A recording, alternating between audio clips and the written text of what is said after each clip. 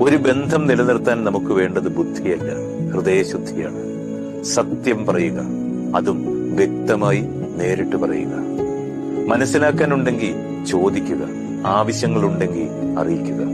വിഷമം തോന്നുമ്പോ പറയുക, സന്തോഷം തോന്നുമ്പോ പങ്കുവെക്കുക.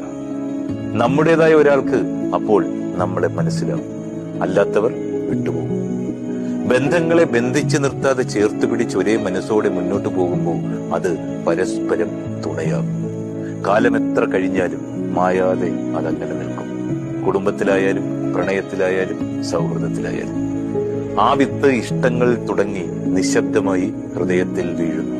അത് ചിരികളിൽ ചൂടുപിടിച്ച് ഒരു ചെറുനോക്കിൽ മുളച്ച് കാലത്തിന്റെ മഴയിലും ഓർമ്മകളുടെ വെളിച്ചത്തിലും വളർന്ന് പന്തലിച്ച് പൂക്കളാകും. ജീവിതത്തിന്റെ വഴികളിൽ അത് തണലായി സുഗന്ധമായി ഒരു വൃക്ഷം പോലെ കരുത്താർജിക്കുന്നു.